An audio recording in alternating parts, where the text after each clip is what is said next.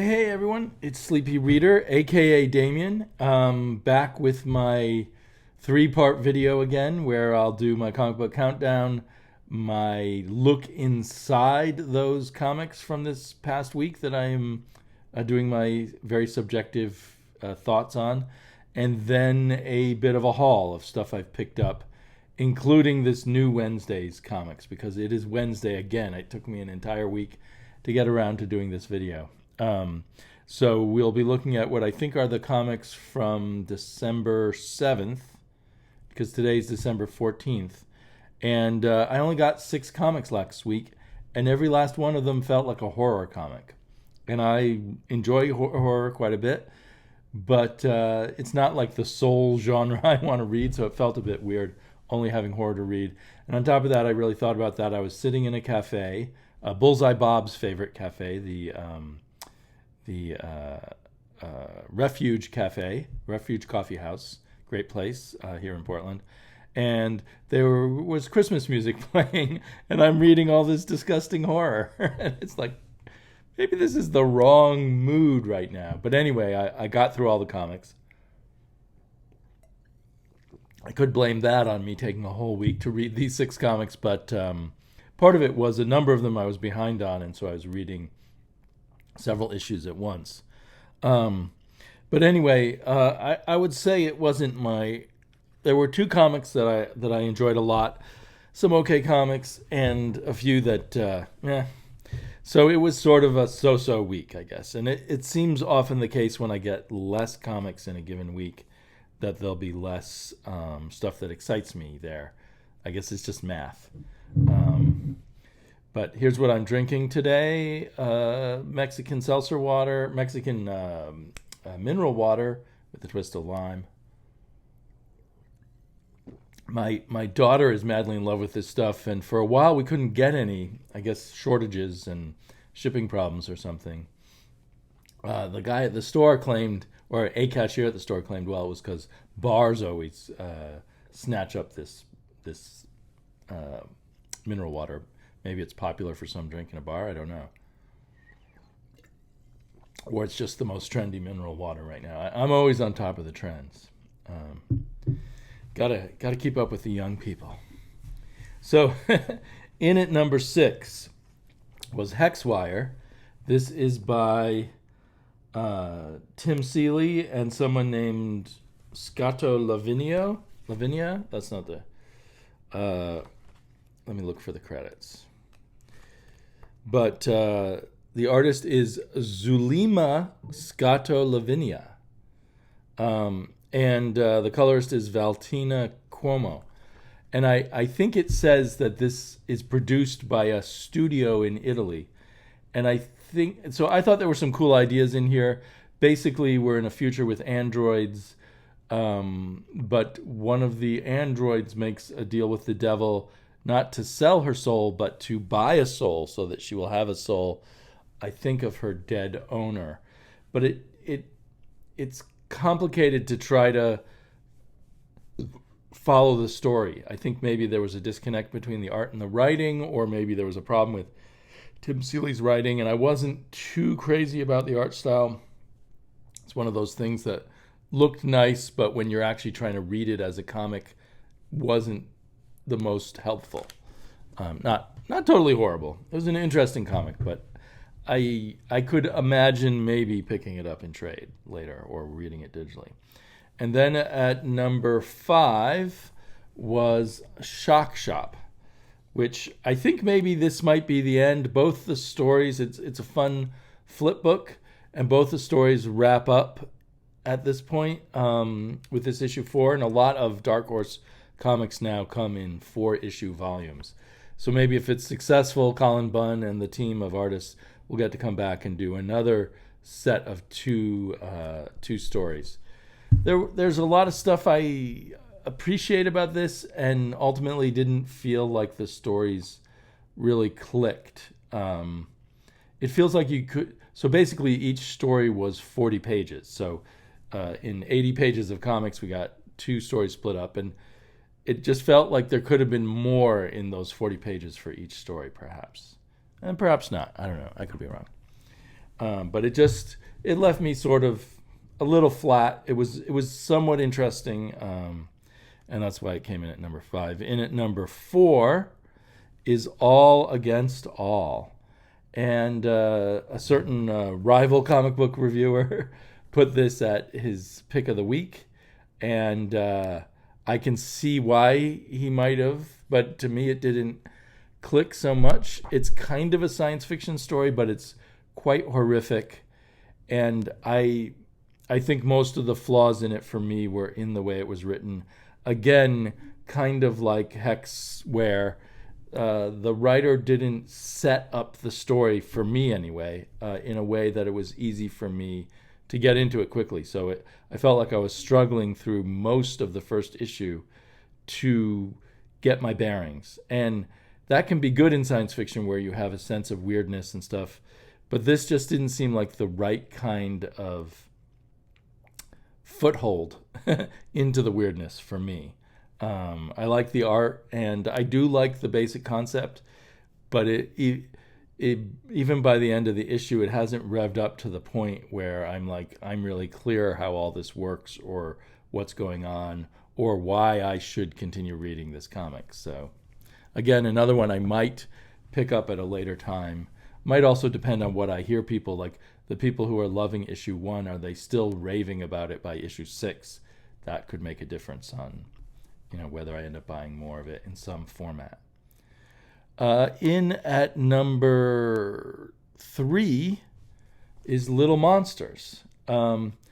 Interesting divergence in the style of the cover. It's pretty much still the same kind of story, but we're getting more and more flashbacks.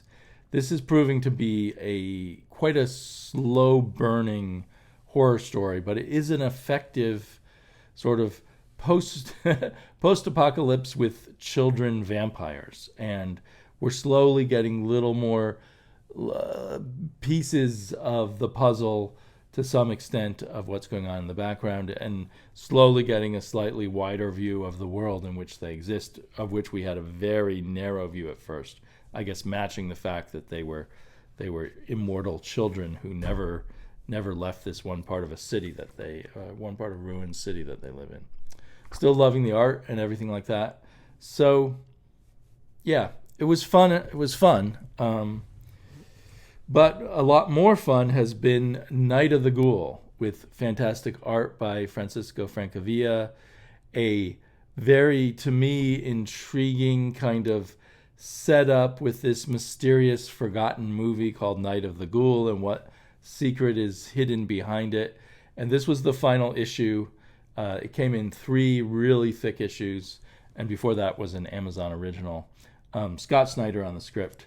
And I found it a satisfying but expected kind of horror twist ending, but satisfying, and I love the journey. I'd say the only, each issue was quite thick, and the whole thing I think was maybe written for a different format, but at least as read in individual issues, each issue felt a little bit long, and the pacing of the story felt a little weird. So that's why it didn't beat out my number 1, which has great pacing, but it's not concluded. So who knows what I'll think about it when we get to the end. That is The Purple Oblivion. I actually read issues 1 and 2 together, and loved issue 1 and continued, and issue 2 continued on with everything I liked about issue 1. I don't think it gave us any more information in terms of what's really going on in the basics of the story, but it advanced the horror further and made it kinkier.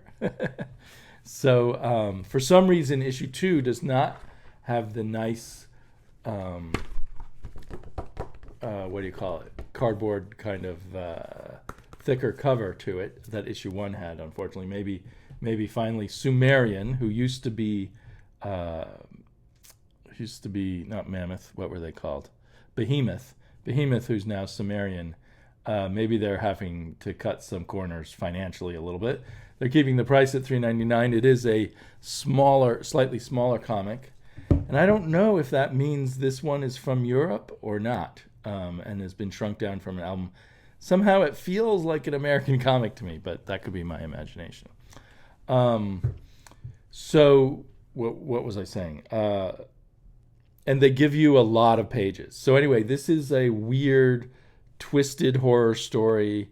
It's got all kinds of kind of interesting elements with drug addicts, S&M, mad scientists, psychedelic visions.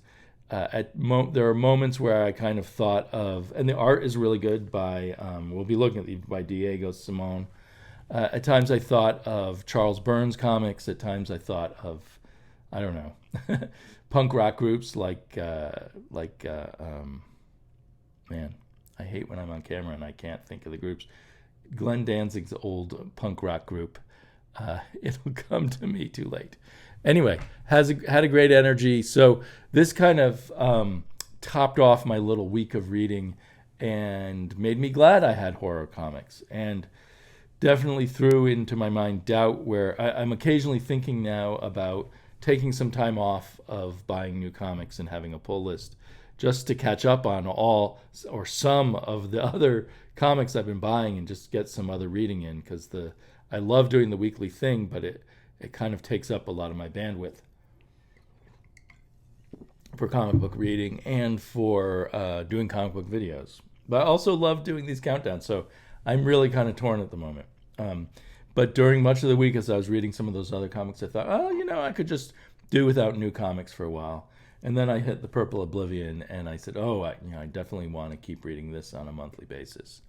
And I have no idea how long it is. It may just be a few more issues anyway. Okay, so I will flip the camera around, and if you don't mind possibility of spoilers, so a little bit of spoilering and seeing what the inside of the comics looks like, but also getting a great view of the art, I hope. You can join me as I look inside, or you can skip ahead to the hall.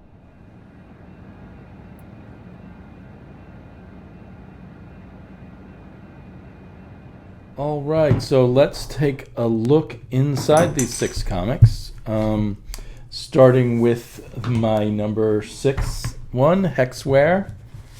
Like I said, the art was done by a studio, it says somewhere here, a studio in Arancia Studio SNC. I assume that's a studio. I don't know where I got the idea that they were a studio in Italy. They might be a studio in Spain or something too, or somewhere else. I don't know. Anyway, this was the one where I felt there was kind of not a good enough connection between the storytelling and the art, but also maybe the storytelling itself, from the writer may have been lacking a little bit in terms of well thought out ordering to get us up to speed on the sci-fi world that we're in and the characters that we're encountering. It almost felt like you'd accidentally fallen into the story. And maybe some people would find that a great experience, actually, now that I think of it. But it just didn't click for me. At least as I was reading it, I felt very puzzled until nearly the end of the comic, where I felt like then I sort of got what was going on. So, yeah, it's kind of a neat art style, really. But just somehow, as I was reading it, I stopped liking the art. And Shock Shop, I love this cover. I've loved all the covers to going with this story. Not so much, although they're fine. The covers going with this story, pretty gross covers in general. Letting you know you're in for some serious horror, I guess. And each story, and each chapter of each story starts with this giant splash page that's not part of the story. It's just the sort of jokey, old school horror comic intro with the shopkeeper from the Shock Shop, which is a horror comic book store. So she's there. So really, I guess each, I wonder how they'll do it in a collection, if each chapter will have this full page thing. So each story has 9 pages, I think. I don't know. I didn't count the pages. I'm just assuming that. So the stories themselves don't have the splash pages. This one had incredible art. This was the climax where the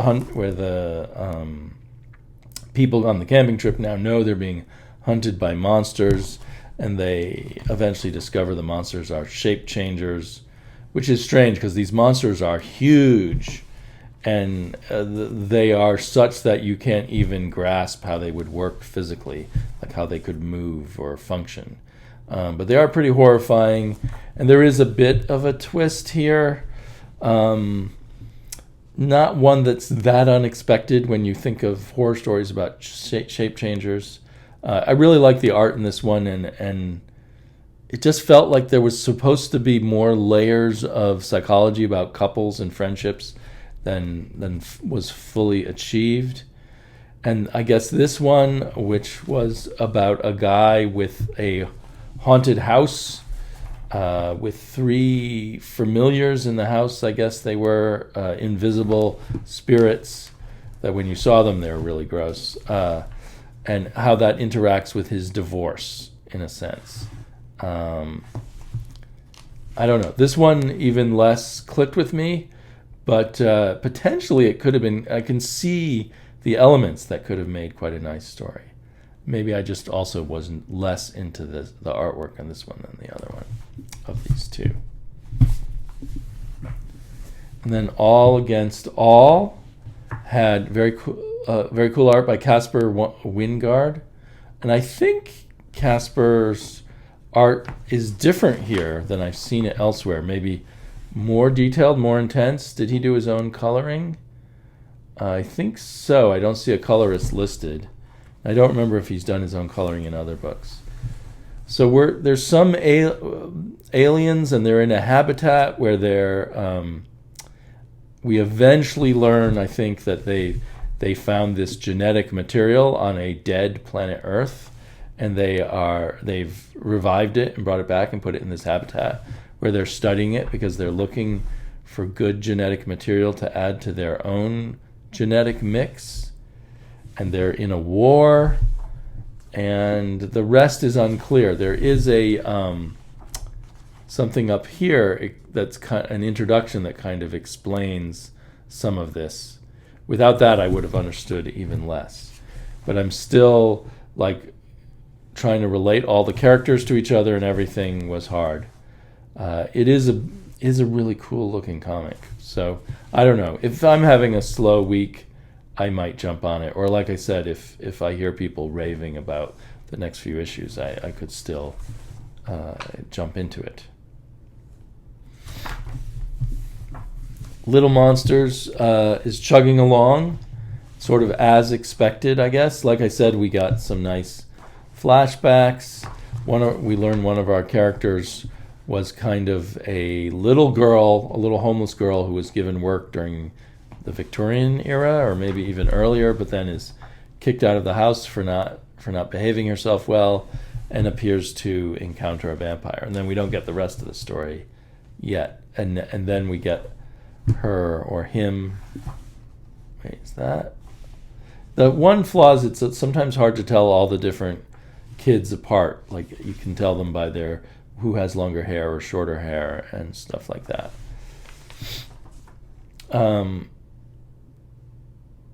Yeah, anyway, it's good stuff. I really like this black and white art.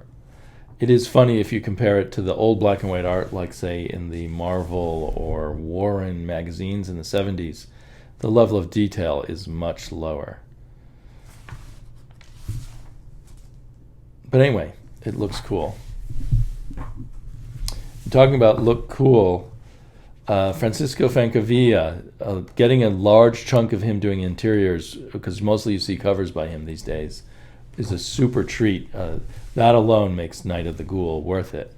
But like I said, it is a fun sort of somewhat meta movie leads into the horror, a horror movie, a legendary horror movie leads into a real horror, with kind of some of the twists you might expect, but still done really well and really fun and quite disturbing.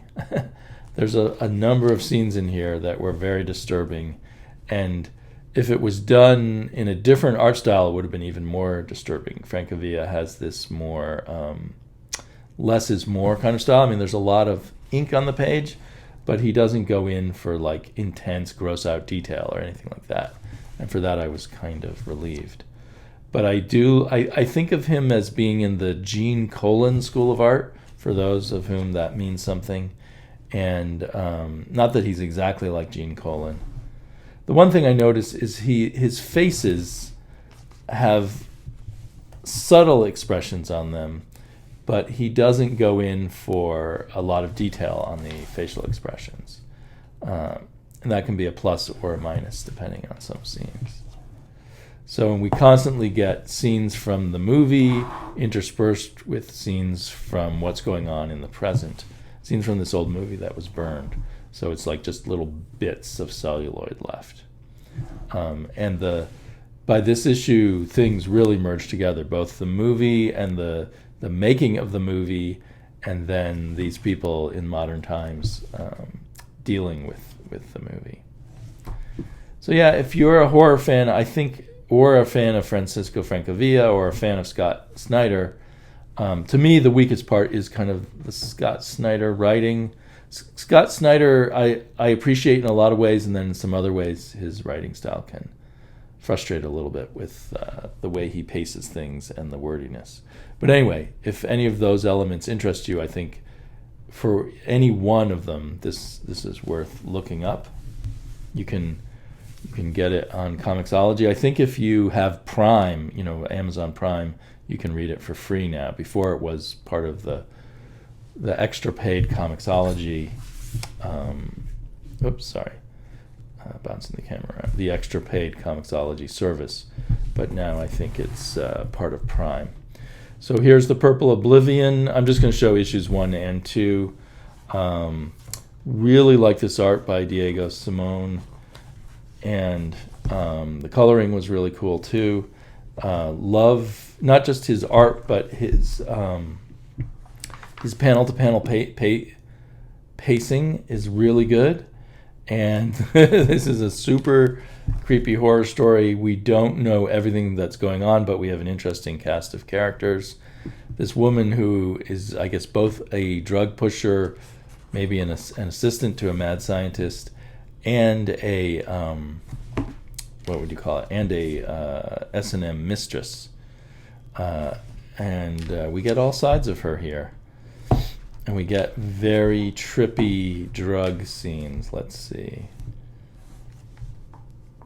So, yeah, I'm a big fan of this. I mean, for some people, I think it would be... For me, it has a... Because I don't like things that are really gross as a general rule, but to me, it has enough of a cartoony, comic booky kind of feel in the best way that I am less disturbed by it than I would otherwise be. So I think it remains to be seen where all this is going. But it feels like the kind of thing where I will have enjoyed the trip, whether or not I appreciate the final answers to everything, if there are final answers to everything. This guy has a mouth that talks to him that's in the back of his neck. And I think his own father, the mad scientist, put it there. So anyway, I guess I won't show any more. I don't want to give away any more. But I'm a big fan of the Purple Oblivion. Who knew a comic book company called Sumerian could put out such good stuff? Okay, let's take a look at my haul.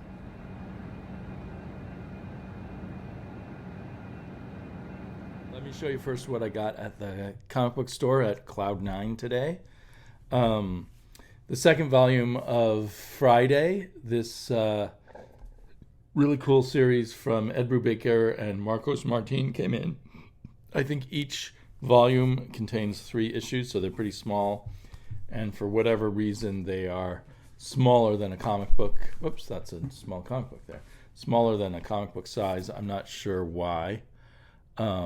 Because they think they're aimed at the young adult market, maybe. Although I think the first volume contained some cursing, but otherwise I guess it could have been young adultish, sort of.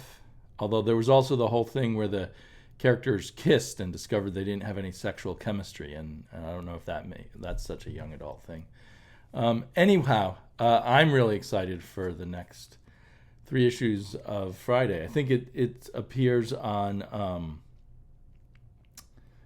Panel Syndicate online. And I thought, after loving the first volume, I thought about reading the next ones at Panel Syndicate, but in the end I decided I'd rather wait and read them physically. Even though sometimes it's hard to wait. And then in terms of single issues, I got Danger Street by Tom King and Fornes. What's his first name? Jorge Fornes. Where do I know that name from before? And, kind of excitingly, Dave Stewart on colors. I feel like we're seeing more and more Dave Stewart at Marvel and DC lately. Oh, and there's one of my favorites from the first issue specials that these are based on. This is Tom King's take on that 70s series called First Issue Specials, most of which, except for Warlord, never made it into a regular series. So this guy was Atlas. He was a Jack Kirby character. There were at least 3 interesting Jack Kirby comics in there. Then I picked up Nightclub by Mark Millar, only $1.99. I'm not sure what Millar is up to here, but that is really inexpensive. And it's Juan Ramirez art. At first glance, the art looks very good. It seems to remind me of Matteo Scalera on first glance. So we'll see how much I like Juan Ramirez art. Dark Ride number 3. I still haven't read issues 1 and 2, so maybe I'll discuss those when I do read them. Hear good things about it, and it's by a favorite team from a previous comic. Super excited for Lovecraft Unknown Kadath issue number 4. Is it 4? Yeah, 4. I wonder how many more issues there are. I'm just going to peek at the end and see if it says the end. It says to be continued. So there's at least 5 issues of this Unknown Kadath. And Love Everlasting, which I think I've seen an ad for a trade coming out that says it's volume 1. It feels like this could easily, if they wanted to, be wrapped up in an issue or 2, but I guess that's not the plan. We'll see if they add some new interesting complications. I love the art in this book. I'm not so sure about the story anymore. I like the initial premise, which was someone who was trapped in romance story after romance story, but we haven't really, in the issues that I've read so far, I think I've read up to issue 4, this is issue 5, we haven't really gotten any answers at all or any clues. This cover's ugly, but Lord of the Jungle, number 2. This is Tarzan. I guess they can't use Tarzan in the title, but they can. I think they call him Tarzan on the inside. And it's written by Dan Jurgens and art by Benito Galeo, who's an artist whose work I've really enjoyed in the Warrant magazines, in Shudder and The Creeps and Vampirus Carmilla. So I was excited to see him do Tarzan. I remember the only thing I didn't like about the first issue was the coloring style. Gallego, I think, has a very John Buscema reminiscent style. Maybe with some other Bronze Age artists in there. And then we've got the latest Ice Cream Man, number 33. Is this the latest? Did they give me the new one? Somehow it looks familiar. No, I guess it is the latest one. So I hear good things about this one, and I'm always excited when a new Ice Cream Man comes out, and always kind of amazed that there's a new Ice Cream Man come out. Will it really be about the Ice Cream Man? We haven't had the Ice Cream Man make a major play in many an issue. It's been more just the the horror story with maybe a hint of the Ice Cream Man somewhere. But okay, and here is Specs number 2. I got Specs number 1. I guess I put this on my pull list. I don't even remember, but it came in my pull list today, and I haven't read Specs number 1 yet, so that's looming over me. And a one-shot of Leonid the Vampire. I liked the other one-shot they did. It's about a child vampire. Stories with a dark sense of humor, I think. Written by, script by Mignola, no co-writer. and art by Rachel Orano and Mike Mignola. I wonder, I think maybe he did some pages at the end or something. So, and this one's A Christmas for Crows. So that's curious and interesting. And I'm excited for Art Brut, which I guess I missed the original series this team did, and now they're reprinting it under the title they really wanted. So I think someone, maybe Jared Osborne or someone else, was planning to do a comparison of the new and the old versions. And issue 2 of Hell to Pay, which I also haven't read. Hell to Pay #1. I'm still kind of a mess since that month of COVID that I had a while back. So a lot to catch up on. And then my eye strayed to he has a whole dollar section, a dollar bin section, which takes some contortion to go through the boxes. But at the and I always think, well, I'm gonna devote some time to go through them, because as a pull list customer, I actually get everything for 50 cents from the dollar bins. But right at the top was this, sort of in a stack next to the dollar bins, was this All-Star Squadron Annual, and this cover really spoke to me. And I have a lot of the All-Star Squadron run, but not the annuals. So that's Annual 1. That's what made me grab it. And then there was also Annual number 2, a little more beat up, but for 50 cents. And I sort of feel like I probably want to have a complete All-Star Squadron collection sooner or later. The art in here is by Adrian Gonzalez and Jerry Ordway. I don't remember Adrian Gonzalez, but it looks good. And then right underneath the All-Star Squadrons was a bunch of Legion of Superheroes, and I just grabbed 2 of them so that I would have bought a round number of comics. Oh, this one I didn't notice has a sticker on it that says clearance 20 cents. So I guess my shop owner did make a profit off of this. He probably got it for even less than 20 cents, to be honest. Love this splash page. But mostly I got it because I like this cover, which evoked the real old school Silver Age Legion of Superheroes, the way they did the cover. And then I just thought, well, I'll grab one more of these Legions. And this one looked like a cool cover. I assume this will be Levitz and crew on this one too. Levitz with Dan Jurgens layout and Carl Kiesel finishes. That looks like I'm appreciating Dan Jurgens all over again. I tend to take his art for granted back in the day, maybe because we still had lots of George Perez around when he started to show up. But I really like that. And then out of their the Cloud9 has a bunch of what do you call them? Complete packs of comics. So this is supposedly the complete series of Cobalt Blue, issue 1 and issue 2. And I'm trying to remember where I know Cobalt Blue from. It's a Mike Gustovich, 1989. I could have sworn I saw Cobalt Blue in some early 80s comics. Was he in Justice Machine or some similar comic? Anyway, these appealed to my sense of nostalgia. Although being from 1989, it's not that old. And then something from Warp Graphics that I never ever heard of. Blood of the Innocents, a weekly mini-series. All 4 issues. Sometimes the shop will say complete issues 1 through 4, and then I'll find out there actually was a 5th issue or something. But whatever. With my discount, this was very inexpensive. So let's see. There's issue 1. And what is this? I'm almost expecting black and white, but no. And it's Mark Hempel art. Written by Ricky Shanklin and Mark Wheatley. I don't know Ricky Shanklin, but Mark Wheatley's name, of course, is familiar. Looks interesting.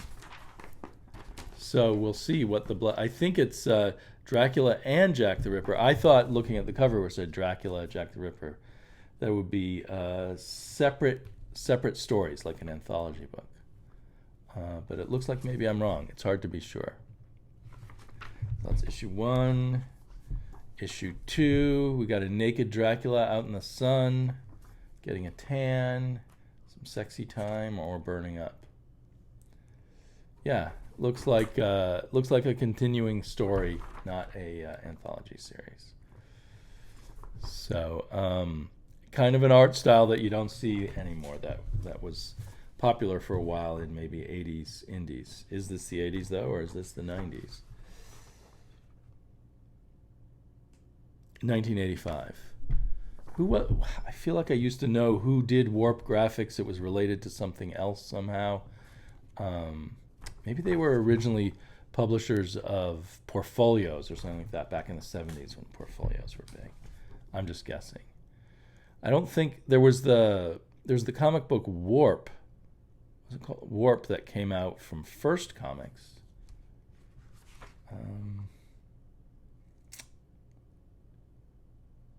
It's from Poughkeepsie, New York.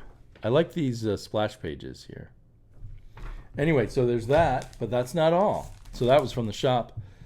From one of my mycomicshop.com orders, I got To the Heart of the Storm. They had an inexpensive copy, and I realized I never owned it in a full graphic novel version. I think I read bits and pieces of To the Heart of the Storm in the Spirit magazines or the Will Eisner Quarterly.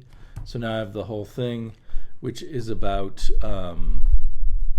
life amongst the Jews in Will Eisner's neighborhood, but I think during the rise of Nazism in Europe and what that felt like at the time.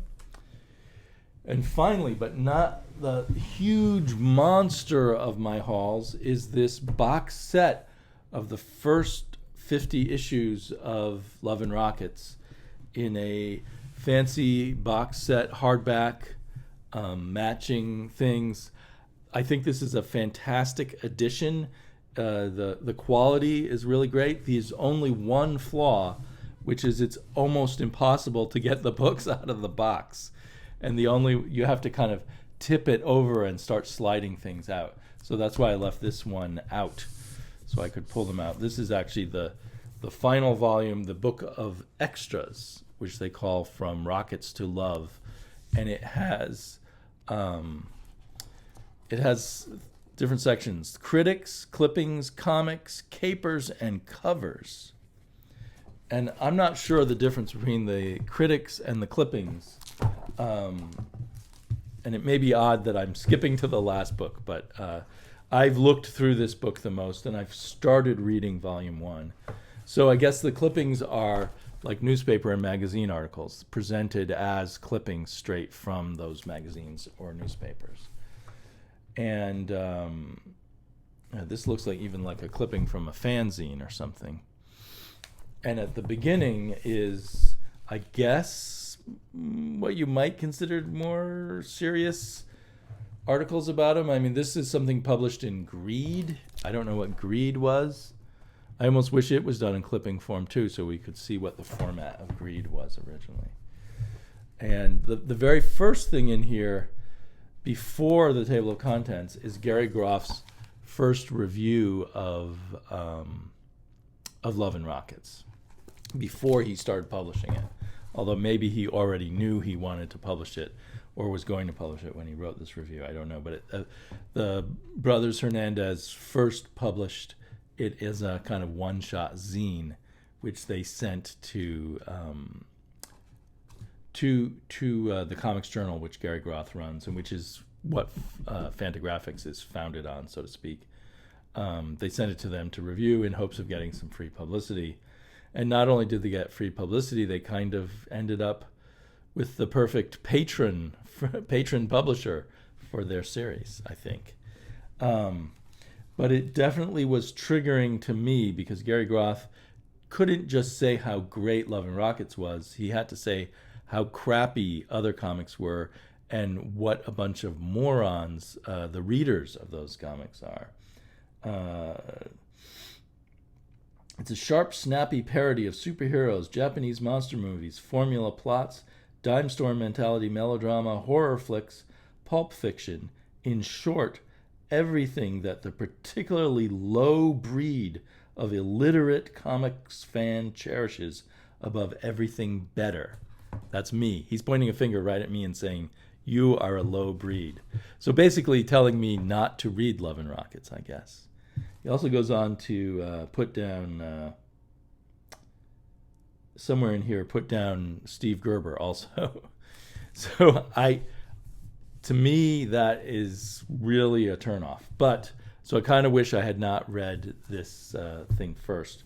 But then I started reading Volume 1, Issue 1, and it's very dense. There's a lot to read. And I was having a good time. It was interesting to see, once again, I read, I think the first 2 issues of Love and Rockets I read. I can picture this comic book / bookstore in Ithaca, New York, where I read it. They had couches everywhere. It was the first bookstore I ever saw with couches. And I don't know if I bought it or I just read it in the shop. I don't remember anymore. I think I bought a few issues of it, but I don't. And then I kind of fell off, and then fell into various graphic novels by the Brothers Hernandez, some of which came out of these pages, some of which did not. And I've always liked them, but I feel like I feel like I'm really looking forward to reading and seeing their progress over 50 issues and see what goes on. The little bit of the first issue that I've read so far feels like more sustained and more with better artwork, but kind of like a fanzine fan comic, but more sustained and more in depth than usually fan comics manage to go. At least the ones I used to read in the 70s. But definitely, I don't know. Maybe I'm a moron, illiterate moron, and will miss a lot here. But hopefully I will eventually forget Gary Groth's opinions. The weird thing is Gary Groth, at least he and one other person together, built this incredible company, Fantagraphics, but always with this feeling they had to piss on other things. But I kind of feel like there was a documentary about the Hernandez brothers recently from some California public television TV station, and you can see that, I think, on YouTube now, or dig it up online in one way or another. But between that and some of the stuff I'm reading here and just hearing about Gary Groth, I think who knows what would have happened to the Hernandez brothers and their work if they hadn't been, had this editor / publisher who took them so seriously early on, when maybe other people like me, for instance, might not have seen that there's I would have thought it was a really cool semi-amateurish work, I guess, at the time. But he saw more and gave them the platform upon which to continue to develop. And it'd be great to see the alternate world where that didn't happen. Maybe they would have continued anyway. But it's a fantastic package. It's very expensive. I did get it like at 33% off or something. And it's, my big thing is the binding. It doesn't matter so much with the way they do their art the old-fashioned way. There's no bleed or anything, but it's still nice that it has this super good binding, really nice kind of flat paper, not shiny, and the paper's pretty thick. Now that I'm holding it up to the sunlight, I can see through the paper, but I guess it's not as bad as some other things. Oh, that looks cool. So anyway, I'm looking forward to reading more of this, and hopefully I'll find ways to update you on my thoughts as I go through this slowly. So that's everything. Thanks for joining me, and I imagine I'll see you again next week, or I will be watching your videos. If you've recently started a channel where you're talking about comics, let me know. And otherwise, anyway, I'll be out there watching other people's videos about comics and chatting with you online.